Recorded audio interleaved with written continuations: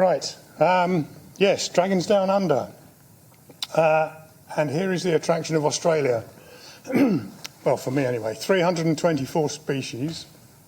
It's a big place, mind. I don't know whether you realise, it is about the same size as North America. And it has very diverse habitats. So perhaps not surprising that it's got that many breeding species of dragonfly. Or odonata, I should say. I always say odonata. I'm sorry, I know it should be odonata, but I started wrong and I continue wrong. I've made 3 trips. The little one in 2017 at the bottom was flying solo, visiting relations. I was on my way to New Zealand, which is just poking in at the bottom. The other 2, 2019 and 2022, I was on an organised trip, organised by Phil Benstead, who a lot of you know, I'm sure. He used to have a company called Odona Tours. He's wound that up, but he's still organising trips.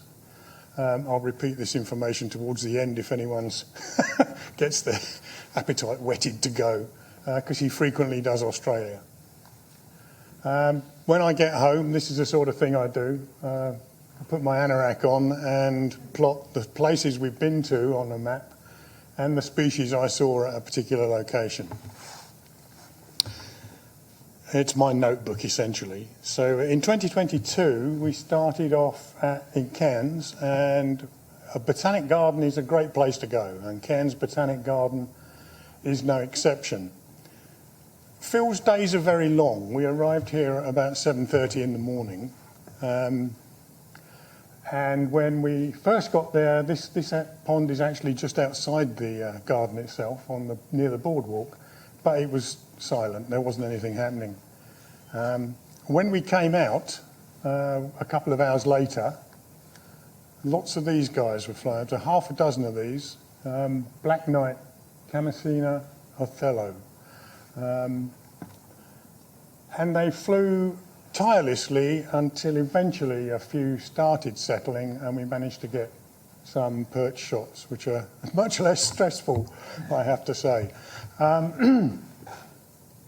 So now let me introduce you to the book. This is the Australian Field Guide. I know people do better than me. I've got about 25 dragonfly books, and this is by far the worst of the lot. It's, let me show you why. That is the entirety of the information on the Black Knight, which we just saw. You'll notice that the picture is nothing like it because it's a female. Let me use that wonderful phrase, sexual dimorphism, because I like fancy phrases. And what we're told, I don't know whether I've got a pointer, there's a bit highlighted in yellow. That's the sum total of the information on the male Black Knight. It's got dark inboard halves to the wing. That's really all it's saying, which is not very helpful. The other problem the book's got is this. Many of the photographs are of distorted, drab, where the colour's faded, museum specimens. So this is Indolestes tenuissimus. That's for Steve because it hasn't got a common name. Yeah. That's what it looks like in life. Didn't look very similar, did it really?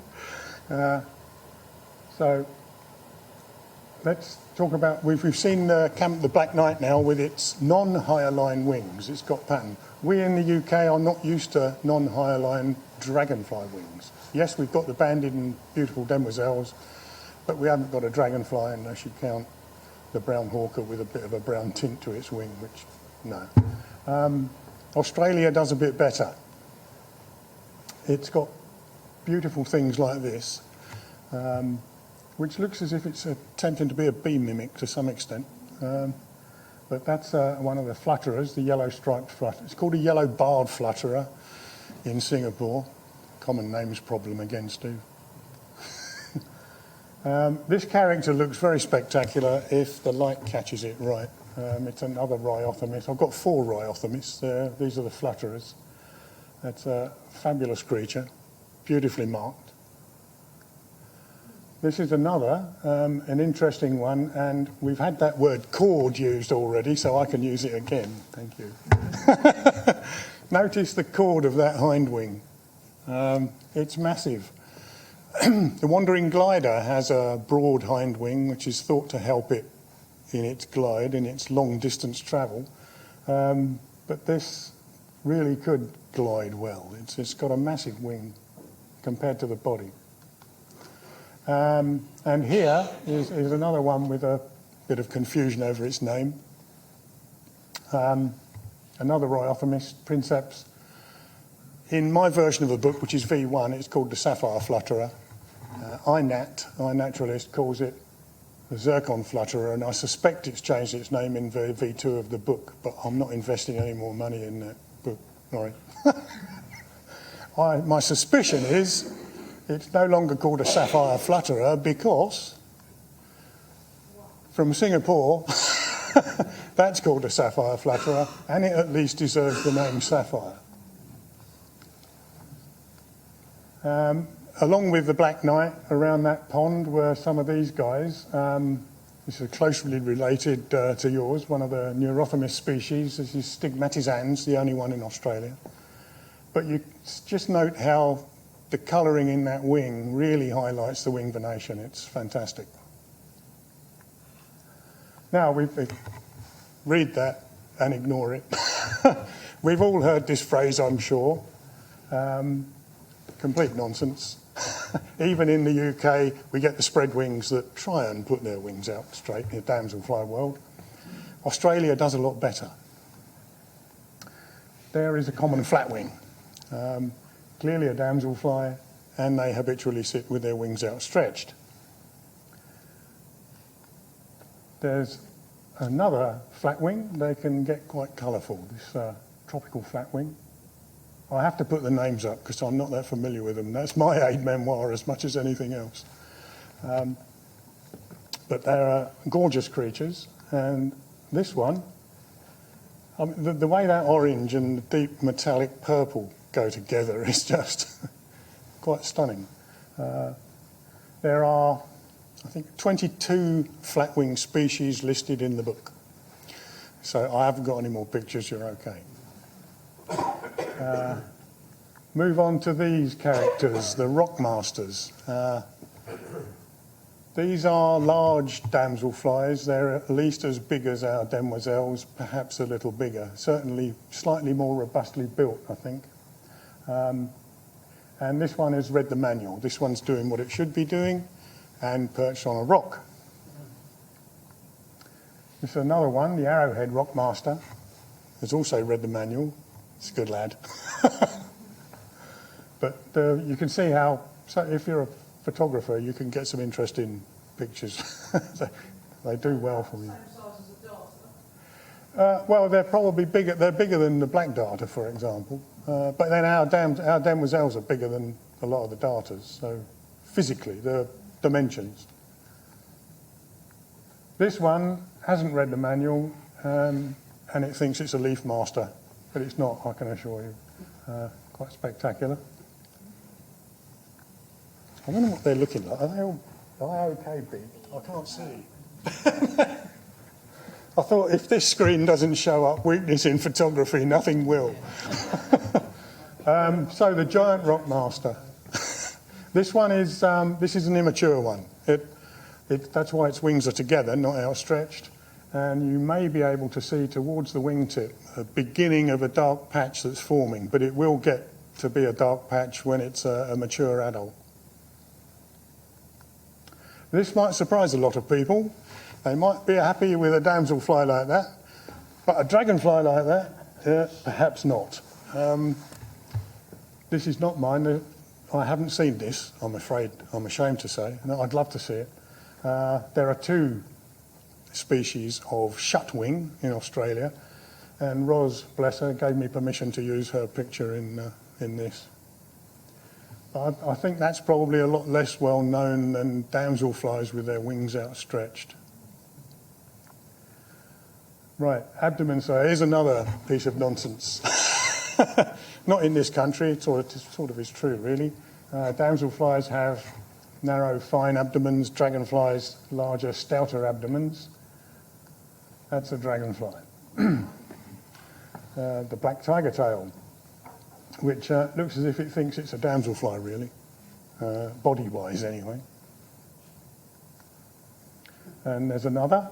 Notice, I'll just go back.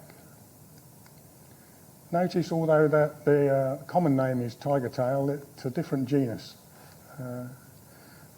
That's the second one. Here's the third one, and it's yet another genus. It's not the same genus at all. That's a female, so that's the one of the pair with the thicker body. And it's really not very thick. Got to have room for some eggs somewhere. That's a phrase that people like. This gets some people quite excited. Monotypic genus, monotypic genera. I'm not quite sure why, but it gives me a chance to use fancy phrases again, which I like. Here's the first one, Coris magnion rissi. I'm almost embarrassed to call it a pretty relic. Where the hell did that name come from? I've heard of relict populations. I don't know whether it's anything to do with that, but it's endemic to far north Queensland. So it perhaps is something to do with a relict population. This is a spectacular character, the aptly named red and blue damselfly. They're difficult to get close to. They often sit far out in the pond. So long lenses are a help, but this one got a bit closer. I was lucky. This is an interloper now. This was a monotypic genus until 2017, when some blasted taxonomist decided that there were two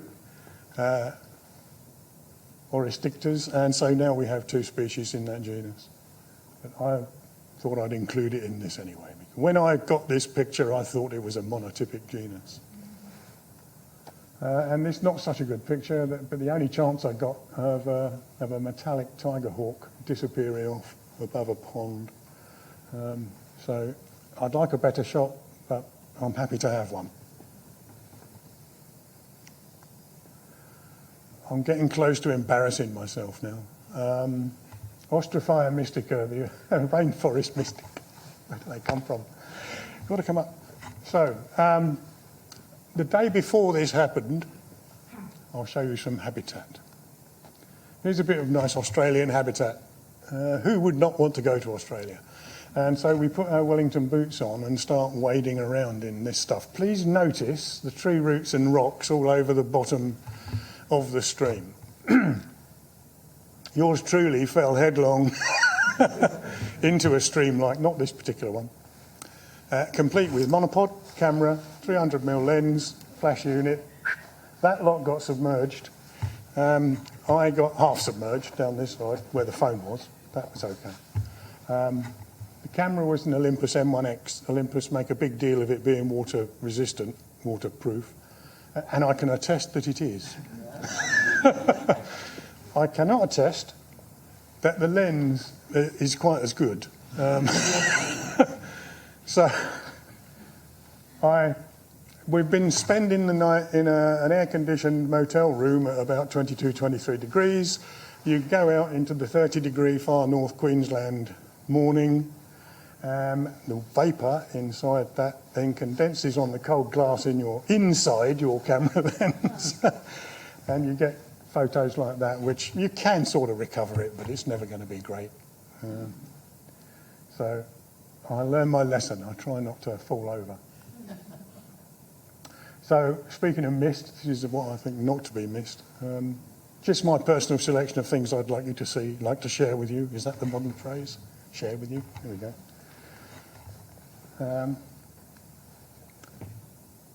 Fabulous looking little, they are small. These guys are about 1 inch long. Sorry, 2.5 centimetres in modern speak. Tiny things, difficult to get close to, but when you do, it's worth the effort. There's another gaudy character with an orange face. The flame-headed river damsel seems like a good name. Better than pretty relics, anyway. Pseudagrion ignifer. And that is really... Now this one, sorry, it's not a brilliant picture. It was out in the middle of a river, and it was on a trip where I did not have Wellington boots, which at least meant I didn't fall in this river. But but I did manage to get a distant picture, and it's quite a heavy crop, but I think you can see how spectacular it is. And this was my first damselfly on the 2022 trip in Cairns Botanic Garden. It's not exactly flashy, but I just love the way that red bleeds into the black at both ends of the body. It's beautifully arranged, I think. Fabulous creature. And they have these little characters called archtails. I won't explain why. The genus name, Nanophlebia, would give you a clue that they're quite small. They're another sort of inch. They're not huge. Nano being small. So there's a cousin, Nanophlebia eludens, elusive. It wasn't very elusive on our trip, I have to say.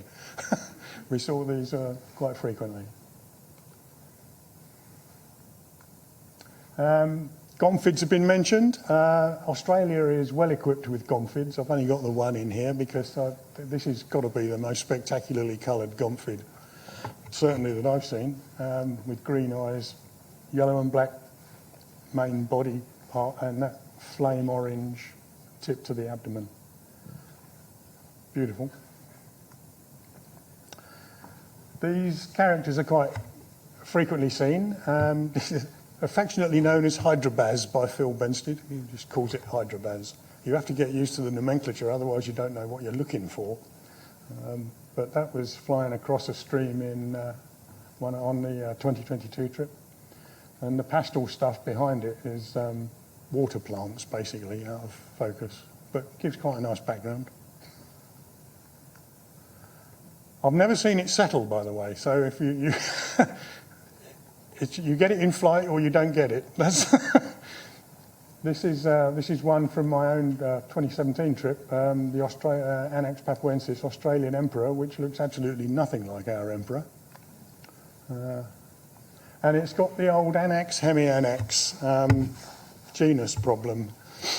I will just point out that in Dr. Dennis Paulson's world list, there are absolutely no hemianax. There's no mention of hemianax at all in the world list. So I personally go with anax, but the Australians insist on hemianax. Emeralds. We've had northern emerald today already. Now we get some Australian southern hemisphere emeralds. Please note the lack of design, if you will, the metallic green bit on the top of the fronds, just in front of the eyes, because that's the common Australian emerald. To be distinguished from the Tau emerald, Tau being the Greek for letter T, it's named after the black mark on the top of its fronds, which is a T shape. And then we get a name we might be familiar with from Europe, yellow spotted emerald, but this is Hemicordulia intermedia, and the distinctive feature here is the solid yellow band around S7. The others don't have that. So yellow spotted emerald, well, not to be confused with our European yellow spotted emerald, which is at least emerald coloured and has yellow spots. I'll say no more. Macromia, we have a macromia in southern Europe, and it's highly sought after. I have never seen one, sadly, Macromia splendens, but this is Tiliardi, the Australian cousin. We'd watched one flying fairly tirelessly over a stream, and eventually at another site, this one just decided to land in front of us, which was something of a shock, and a very welcome one at that. I've put this one in, not because it's a spectacular colour, but it's got interestingly shaped appendages, notice. But it is apparently not frequently photographed, so I was lucky to get one of these under the canopy. Eastern hawk, very plain name. And so to the Aussie giants. There's another bit of Australian habitat. This is Phil Benstead in his trademark Dunlop Wellington boots. the guy in front is Chris Heebelin, taking the easy way down on his backside in case he fell on his backside, because those rocks were like glass, trust me. They weren't wet, they were just polished by constant water rushing over. Well, not constant, it's not doing it now. But he decided to take the safe way down, and I don't blame him. But while we were at this site, Emerald Creek, one of these characters flew in and landed on a tree above us. If anybody was a plane fanatic like me in the 60s and 70s, they might remember the Beechcraft Bonanza with a V tail. This is the Beechcraft Bonanza of the Dragonfly world, and it's about the same size. It's getting there. But look at those tail fins, and they're not quite, they're a bit flatter than them, but they're not dead flat. They're like this. But really a spectacular creature. I'll show you the female soon, and then we'll talk size, because the female's actually bigger. So there are two ellipses on this map. Below is the golden gumboot, which we'll come to in a while. Above that is the curiously named Alligator's Nest swimming hole. Now, it's a bit odd for two reasons. A, there are no alligators in Australia. There are only crocodiles. And B, even if it was a crocodile's nest, would you really want to go swimming in it? I'll leave that with you. We did go to the alligator's nest, not to swim, but to look for more Petalurus, giant petal tails. And we were lucky enough to find a female who settled. The wingspan is 16 centimetres. That's, we're talking dragonflies that wide. And it's in the running for the largest dragonfly on the planet. I think there's another one in Southeast Asia that's a contender, but I don't know its name. But these are significant flying beasts. They really are. There is the aforementioned golden gumboot, with a couple of three miscreants on top waving furiously. The golden gumboot is 7.9 metres tall, which represents the amount of rainfall in 1 year that Tully suffered. 1957, I think it was. And it was awarded the accolade, wettest town in Australia. Now, if you think we've got a wet climate, think again. A wet year in this country is about 1.4 metres. It's nothing, really. It just drips all year long. We have no dry season. So I went to the evening species, another fancy word I can use, crepuscular, I love that. Australia has a few crepuscular species. There is one in southern Europe, but we don't really have them. This doesn't look like classic dragonfly habitat. It's the breeze block wall halfway along where the car parked. Oh, by the way, that car got written off later in the trip. Inside the gaps in that breeze block, Phil found early one morning at about 6 o'clock as we were breakfasting outside, one of these characters. This is one of those. They have some wonderful genus names. It's Ostrogynacantha. It's like a collection of syllables. How many can we put in? Australian duskhawker. The other guys, they'd got it pinched in the... I don't like doing that, pinching the wings together, and I won't take a picture of them with their wings pinched together. But once they've had their wings pinched together, if you set them down, they often just sit there for a while, and you can get a picture that looks a bit more natural. So I'm happy to have that, but I don't like interfering with wildlife, but that's just a personal thing. This is another one that's well sought after, Teleflebia. There's quite a few Teleflebias. And I was walking through the bush and disturbed this guy, and it came and settled on a branch not too far. In fact, it was too close because it was within my minimum focus distance. So I had to back off on my stomach to get a picture of it. But at least I got one. And it was Zixima.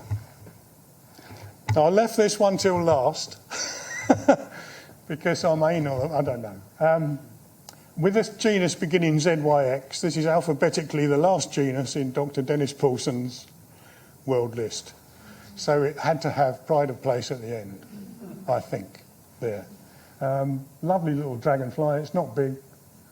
It's not actually the last species on the list, unfortunately. There's some below Elgneri. And there you have it. Thank you very much for listening. There's my details. Some of you probably know my website with ID aids and so on and so forth. And there's Phil's email address if anyone has had their appetite whetted to take a trip to Australia. Thank you.